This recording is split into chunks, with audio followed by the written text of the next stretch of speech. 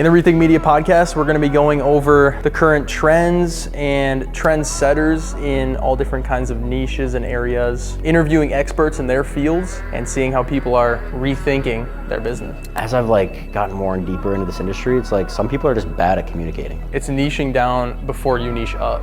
Because I feel like I've always been kind of a quiet kid in high school, and just picking up a camera has saved my life. As long as you're providing an emotion or educating them. Yes. Then it's a valuable video. Video content as on a spectrum from 0 to 100%. I think right now we're only 5%. And this is the thing, this is the secret. It's using.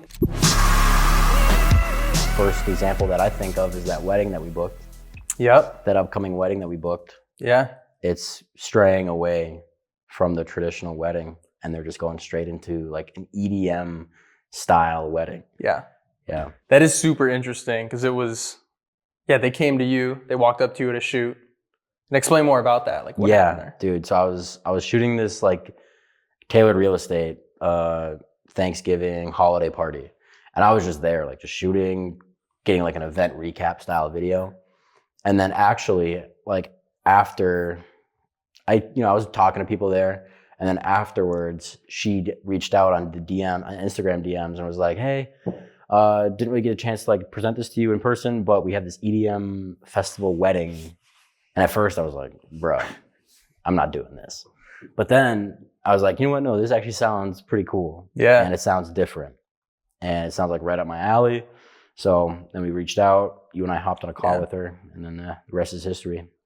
Yeah, and that's coming up, that's 2026. That's a ways out. Yep. I mean, that's when you got to start booking weddings. That's so true. It's only January of 2025. Yeah. And you have to start looking ahead at 2026. Yeah. That's how the wedding business works. Yeah. You just got to book a year in advance to make sure you get the videographer that you want. That's true. And I mean, people are all over. I mean, every wedding is like that. It's we're looking out. Yeah. What do you think? Ahead. What do you think that stands out from about us for weddings? For weddings, I think, I think it's in the name, we're rethinking the way weddings are done.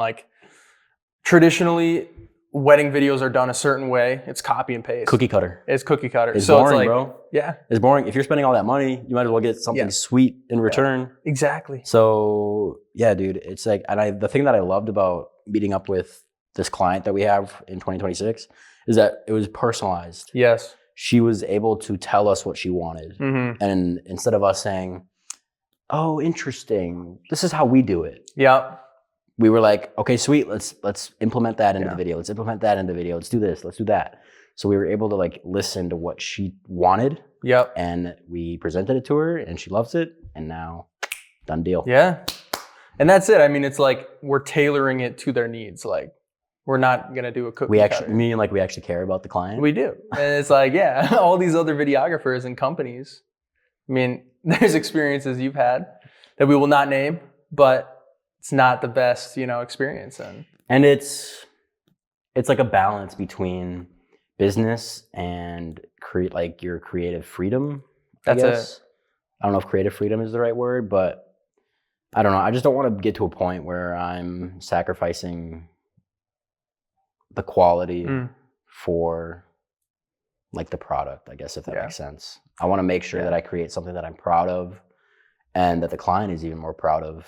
If I'm putting my time and effort into it, then odds are that the client will love it. Yeah. It's not just something that just gets whipped up in 30 seconds. No. Just to make a quick buck. It's something that I'm putting my effort and time into.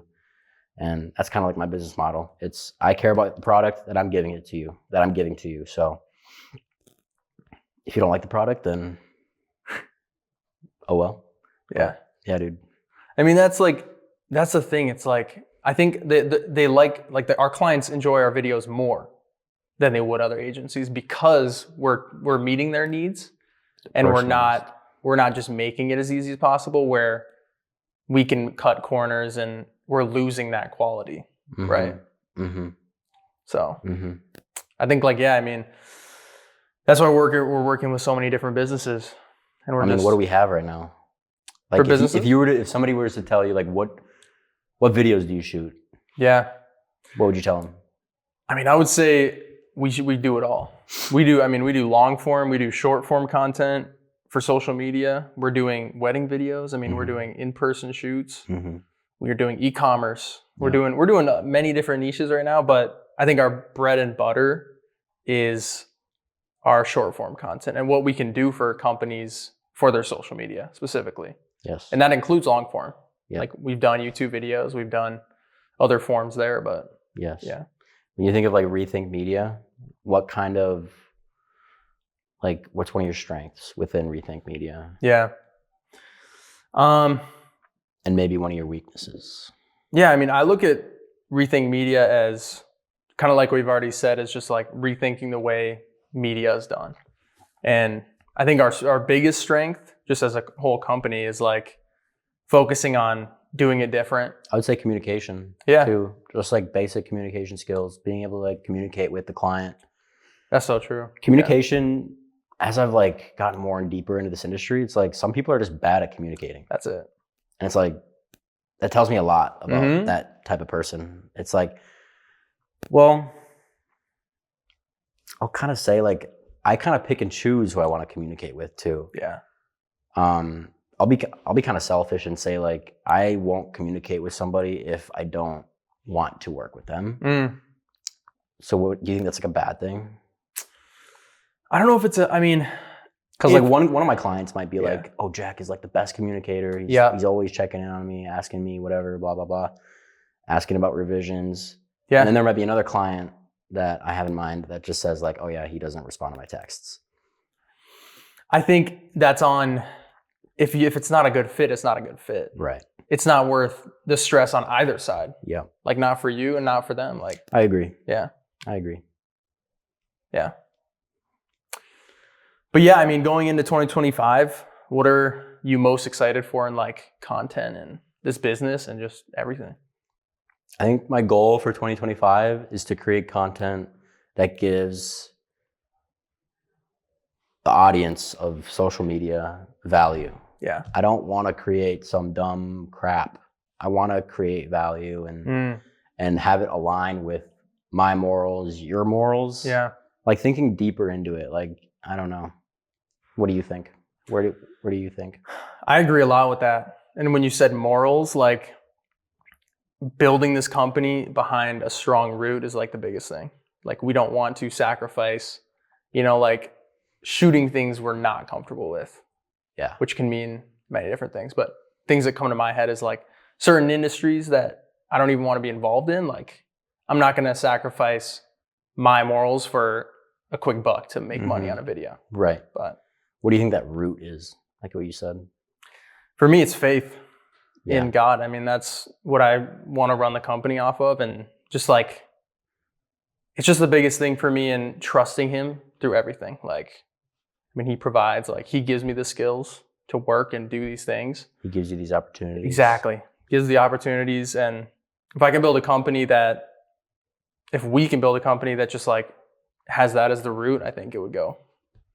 Have you ever worked on a project where you felt disconnected from God? I have. And that's why I mentioned I don't want to sacrifice that for certain projects because I've done that. Because you might be like, oh, look at the money in this project. And then you do it and then you question yourself kind of. And that was when I was getting started. And that's why I think I was starting it on the wrong side of things. But as I've learned more and more and shifted, I would never go back on that. Yeah. Thinking about like how you first started, do you want to give advice to like beginner videographers out there? And yeah, I could even touch on some things too. Yeah, we'll go back and forth on this. But I mean, you got into this before me, but when did you start? I started, I mean, like if somebody just asks you, when did you start videography? I say like it's been 2 years. Yeah. Only 2 years. Yeah. 2 years. I've been doing it for like 6, I want to say. Really? My beginning days. And what was that? With like an iPhone. Oh, that's what, yeah. Just like going out with my friends, doing stupid videos. It was like the cinematic feel that I fell in love with. Yep. Yeah. What was your start like? Mine was falling into it. I mean, there was like, you had this like really good story of like, yeah, like you were, I was figuring out what I wanted to do in business. And like, I just fell into this, and I really enjoyed it. I was like, I mean, you know how much money I've spent on equipment and like.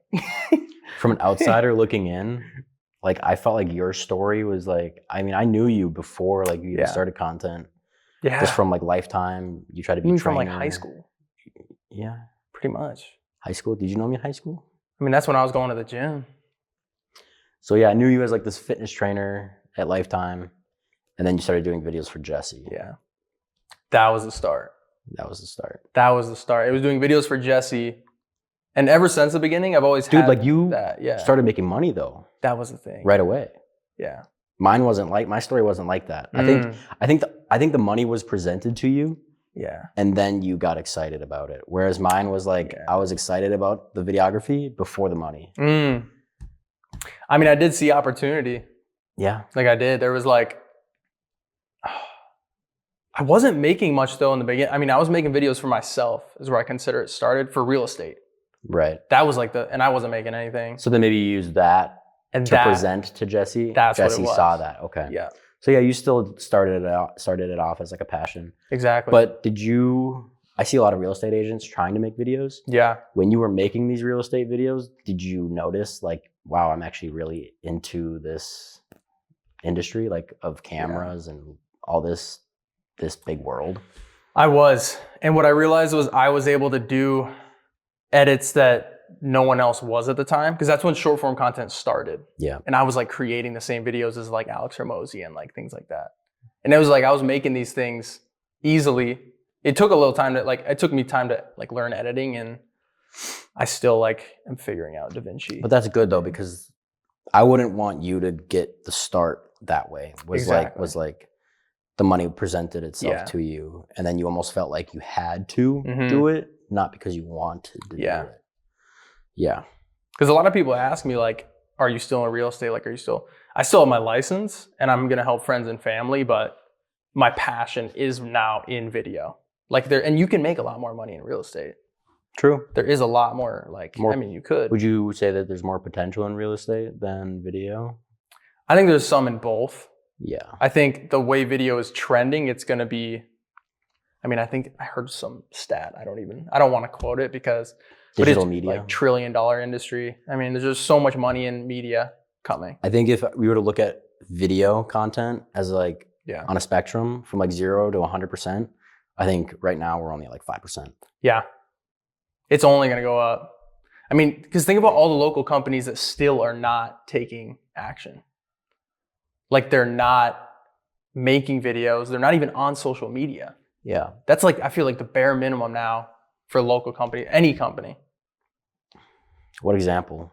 Like what, could you think of an example of like a business that's not tapped into I think major companies still. I don't keep tabs on too many, but like even, I mean, it's hard to name some. I mean. Remember that meeting we had with that healthcare company? Yes.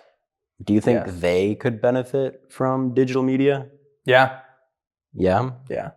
Even though their target market, because we had a meeting with them and they said our target market isn't like the digital media, but I still think they are still able to benefit from it. They are. And then when they say their target market's not on it, it's like just they're wrong. doing like TV commercials versus social media, because they argue that, or they were telling us like, our audience isn't on TikTok and Instagram. Our audience is on TV.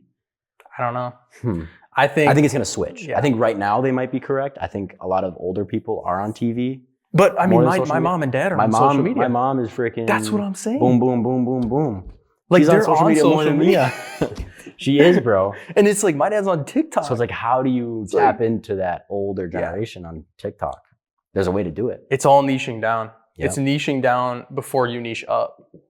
Like Gary Vee talks about it a lot. Go on that. Yeah. So, I mean, because Gary Vee talks about it a lot. He says, you want to niche down and talk about what you know first. And then once you dial that in and you build an audience, you can then start talking about other things and, bring in like what you do in your personal life and things like that. But you can't be a Gary Vee from the start. Okay. You can't talk about everything. So you would talk about your niche would be what? Your niche would be? It would be social media, marketing, video. paid media. Paid media. I think that's like Just that. that's like your alley right there. It's Boom. like boom, bada bing. What would you say yours is? Probably like the more like technical things to do with like the cameras, the lighting. Yeah. It's like how to make a video look good. Yeah. When I was first starting out, I was just constantly researching like how to film S-Log, how to correctly expose, how to edit stable footage, how to slow down footage. All these little things that you have to like figure out. It's just like I was constantly on YouTube just researching up until like 2 a.m. I remember like some nights I was up till like when the sun was coming up, just editing videos. I was editing like gaming montages. Were you? Yeah. Like of who? Myself. Oh, yourself? Yeah, I would record my own game. I would record my own gameplay and then make edits of them. I'll have to find them, dude. They're good. Did you ever post them? They're actually good. I went back to go look at them and they were pretty good, dude. Like hype edits or what? It's funny because like, how would you explain my aesthetic is right now of editing? Like very classy, very elegant, and like kind of slow, like cinematic, slow. I agree, and that's how it was back then. Was it? Still? I wasn't doing like the quick edits. You were making quick transitions, slow gaming mods, but they were vibey though, big vibes. On what games? Destiny. Oh my gosh, dude! Destiny, and then maybe like a couple Call of Duty ones. Wow. And then I think that's when I started doing the phone stuff. Yep. The so iPhone you were videos. starting on that. That was probably even before like my video. Yeah. Wow. Editing gaming montages. Wow. And then I remember there was this group in high school. They called themselves Dan Clan Gaming. Dan Clan. And it was like this nerdy group from high school. And I still game with them to this day. So shout out Dan Clan Gaming. Solid. But they were editing their videos and like it was like junior year of high school and there was like this like stupid beef of like who was the better editor. And I was like, I should be editing your guys' videos. And like their whole group agreed except for like one guy. And then it was just like this stupid thing. Anyway, off topic. But yeah. I mean, that's funny because like even if I think back to my start is when I was like 15, 16, making Instagram accounts. Yep. And like making pages. And I made money doing it. So you were entrepreneurial I was an entrepreneur I was an entrepreneur from lemonade stands. Lemonade stands. Dude, I got a funny lemonade. This is totally off topic. Lemonade stand story. Me and my like neighbors ran a lemonade stand for a day on a Saturday. I did all the work. I was the one refilling the lemonade. I was the one going like block to block, being like lemonade stand down the way. And then at the end of the day, I like got like 90% of the money, and then I gave them like 10%. He just took all the money. Mm-hmm. And then I remember my mom having a talk to me, and I was like, "Mom, like it's not fair. Like this is fair to me. Like I did 90% of the work. I deserve the money. Yeah, you know." And then she was like, "Well, you should split it up evenly." So that's a really good lesson from mom. I kind of screwed people over. Yeah, I was like a over controlling boss. Yeah, you're just taking it all. That's like, dude, that's like paying your gotta pull employees your minimum wage. Like, yeah, yup. That's funny. Well, man, back on track. Yeah. I mean, 2025, like, we're just starting the new year. I mean, I don't know when this will go live, but right now, Rethink Media. 7th. Is this where you want to take it? Rethink Media in 2025? Yeah. I mean, we are only 7 days into the new year and we just signed a potential client this morning. Yep. Like, I'm just like so stoked for the opportunities. There's so many. Just to think about it, you and I haven't even met a year ago. Yeah. And like, even when we first met, it took us like a couple of months to get things going too. Yeah. It's like we were working with realtors in the beginning of months of like February and March. And then just like trusting the process, dude. That's it. And there's so many opportunities we've been able to have together and like how much we've grown. Like I started with nothing. You had some fancy equipment. And yeah. What was the moment like a couple weeks before we met? Like before we started working together? I was starting to get opportunities and I didn't have necessarily a way to fulfill them. Which sounds kind of bad. I remember that. No, I remember that on the meeting because you were like, this is perfect timing because you had just signed Gen Now and Orange Theory. Yep. And I signed them and I could have figured it out, but to me, it wouldn't have been to the top quality that I wanted. And so you were a great, great choice. Help to that. Like, yeah, you're a huge help. So I was like, we need to figure something out. Like, we'll Yeah. work something out. Dude. And in the beginning, I mean, we were not making much, Mm-mm. but we were doing what we loved. And I think that was the biggest thing, was like, we got to do what we loved. We learned and we grew. And I mean, within less than a year, when you start off doing free videos, when I was doing free videos I still do some free videos just to get my foot in the door. Yeah. Like, no matter your skill level, as long as like I know for a fact that I have a passion for this. Yep. And like, that's enough for my clients to, like, if my clients just know how much of a passion I have for videography, I feel like that's enough for them to just sign me. Yeah. I would argue for myself, but I don't know. It's just like such a grind and I love it. And it's a way to express myself because I feel like I've always been kind of a quiet kid in high school, and just picking up a camera has saved my life, honestly. Dude. Like, I don't know where I would be without my camera equipment, getting into this world of cinematography. I think filming a movie one day would be sick. A goal of mine. That was another goal of mine for 2025 for us, is just doing more spec ads. Spec ads for like products. Just products. Just like go grab well, maybe I wouldn't do like a Mountain Dew can. Yeah. Like we just talked about earlier, we want to have it align with our morals. So I don't want to be creating an ad for a crappy product that's going to make you feel like crap. So what's going on that? Like, what's a product you feel like you could? Ugg slippers. Uggs, tough. Not a sponsor brand deal. Uggs, hit us up. Stuff like Lowe's. Gyms, yeah. We just talked to them. I mean, I guess they have some products, but like products like Adidas, Nike, a Lululemon's video cool. shoot. Yeah, that would be fun. That would be ideal. That would be cool. Do you have any in mind? I'm kind of the same page as you, like gym stuff, protein shakes. I mean, we could find some cool stuff to do. Energy drinks. Yeah. Is there anything like faith-based? That's a really good question. Because they're not, I don't know if anything would be like product. There's not much, like I could rep like church merchandise, but they're not really for a spec ad. Right. But I mean, my church all the time, I'm there shooting for free. I just do videos for them. Is it free? Yeah. I do that for free. I just go on Sundays. I mean, they have someone that does it now full time, so I don't really need to. So there's not much of a need there, but he does. He was a contractor on weekends before. Okay.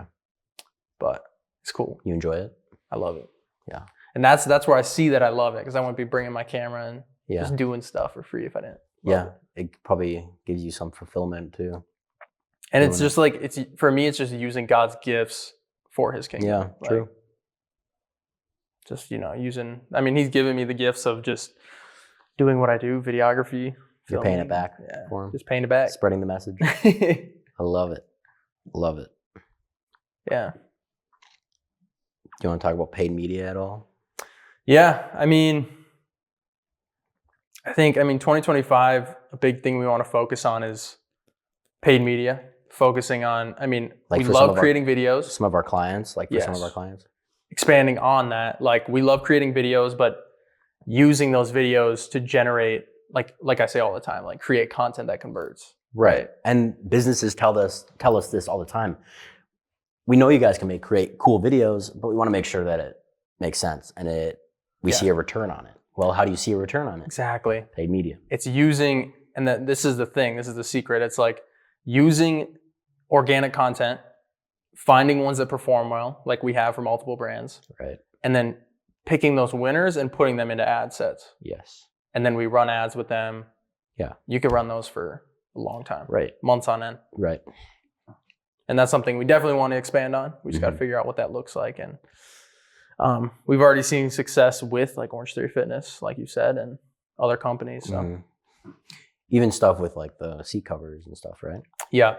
So I work with a lot of, like the e-commerce brands that we work with. And Yeah, I don't have. Yeah, I mean, like it's interesting because like you'll see the videos that hit 1 million to 10 million views, and usually those are the ones that perform best on ads because the companies like Facebook and Meta, they like using videos that already get a ton of traction because then they'll promote it for less and then you'll generate more leads from it. Yeah. Interesting. It's crazy. Makes sense. Another hot topic, AI in 2025. How do you think we're going to implement that? What's that going to look like for content? Are there going to be AI influencers? I mean, there's going to be so many things going on. AI video is crazy. Like there's a lot of that just going. The progress that it's already made. Like, even just ads like that are made. Like you could tell that it was fake. Like you could tell that AI video was fake like a couple months ago, but now it like actually looks real. Starting to come. I don't know. Like, how do you think? Yeah. Like, how would we be able to implement that? Like, is our jobs going to go away because of it? No. I think the thing with videography, so there's a lot of things you can use AI automation for. It's going to be, one, you can get rid of editing, but that'll most likely be overseas until I could see, you know, editing being automated by AI. But for now, overseas editors, like they can do a good job as long as they have the right information. So it's just vetting those AI, or not the AI, but the overseas editors, figuring that out. The other thing that AI can take over is the ideation. Obviously, we give AI the prompt, right? But it can come up with a ton of ideas. Yeah, you can't replace a videographer. Like, that's what you can't. If you need to go shoot an event, you can't replace that. You can't. And then think of the cost of like if they had a robot or something shoot videos. Yeah, that like, would be I don't think you would be able to generate a video. No.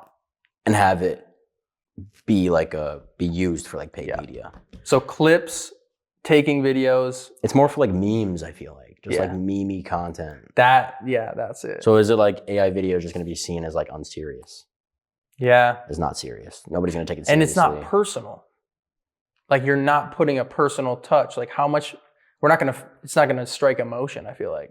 You can't, it's not gonna be real. Like it's gonna be obvious that it's like a robot. It just feels exactly robotic and it's not real. Especially content like this, where you're doing like sit down interviews and this is actually all AI, by the way. All AI. We're generated. That's funny. Scripted out. No. But yeah, I think videographers will never go. But it's just gonna be people managing the AI tools and VAs. Because the videographer also knows the story too of the edit. That's one thing I like about us editing our own footage is that we know the story. We were there, we're shooting it, so we know the story. We don't have some idiot editing a video that they don't even know anything about. So, but to kind of wrap it up, how do you think do you think you see social media differently to the average person? And like, how do you think the average person sees social media? Like if they're on their phone at night and they're scrolling. Yeah. I mean, there's this whole narrative now that social media is kind of poor for your mental health. Yeah. I think that's going to come into play a lot in the future. Yeah. And does that destroy our job? Does that destroy our industry? I think it wraps back to around like, you got to create meaningful content that gives the viewer value. Yeah. And that's why I say that now, because I've noticed that in my life. I'm doom scrolling and it's like, dude, what am I watching? Yeah. I'm watching some BS crap. Yeah. So it's like, and it's like, and I don't want to stray away from that. I want to make sure I create something valuable. And that's what it is right there. It's value and it's education. Like we want to be watching videos that educate us or provide if it's joy, I think that was still a good video. If it's sadness. Entertainment. Yeah. Because entertainment, I mean, it's just like watching football or movies. I mean, you're doing it for some kind of like emotion to strike up. Yeah. Fear. I mean, horror movies and whatnot. True. So I think it's as long as you're providing an emotion or educating them. Yes. Then it's a valuable video. Yes. But yeah, like these memes. And I think of that every time I'm filming a video. It's like, how do I want the viewer to feel watching this video that I'm making right now? And what are the top 3 things you do to strike that up? Good question. Yeah. I almost feel like it's like I have to really think about it because I feel like I just do it naturally whenever I'm filming, but I'll try to think deeper about it. When I'm shooting something, it's like thinking about angles and framing, I think, is actually a big one that I'm just now learning about or trying to learn more about. Framing can convey different emotions a lot of the time. You know, if it's like a wide shot of this room versus like a tight shot of something close up. Like it's going to convey something to a viewer. Say if you shoot close up to Will's face, it's going to feel more claustrophobic and maybe more intense versus like if it's a wide shot. So framing, I think framing is a big one actually. Music too, when editing. And you actually have to kind of think about that when you're shooting too. So I'd say framing, music, and that's all that I can think of right now. I mean, that's solid. And maybe like pacing too when editing. Pacing. That's really good. Pacing. Yes. Everything. It's like everything combined. It's like every little thing has to come together in the final edit. But then you also have to keep in mind when you're shooting too. Like how is this gonna look like an edit? Like we can't shoot something. Say I'm shooting an event recap one way. I don't think I would be able to like manipulate the feeling. Like I can't make something quick cut and fast and energetic if I'm not filming for that specifically, if that makes sense. Yeah. Like you have to shoot it with intention to do it a certain way. That's true. So that's my answer on that. I think that's really good. Yeah. And I mean, I think, it's sad that we got to cut it off, but it's been a great time. It's a pilot episode. Rethink Media. Thanks for tuning in. See you guys next episode. See you next time. Later. Peace. Peace.